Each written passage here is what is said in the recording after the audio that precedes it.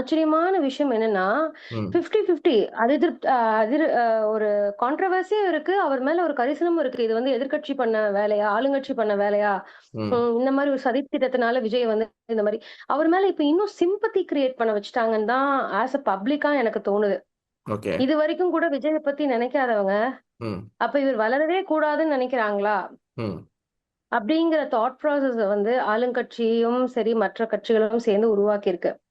So, அவர் வந்து கண்டிப்பா வந்து இது ஒரு இப்ப இப்ப ஹி இஸ் என்ன பொறுத்தவரைக்கும் இஸ் வாட்சிங் all the things and discuss பண்ணிட்டு இப்ப நேத்து கூட ஹிந்து பேப்பர் குருமூர்த்தி சார போய் 3 ஹார்ஸ் டிஸ்கஸ் பண்ணியிருக்காரு. கூட நெறைய ஐஏஎஸ் ஆஃபீசர்ஸ் வச்சிருக்காங்க.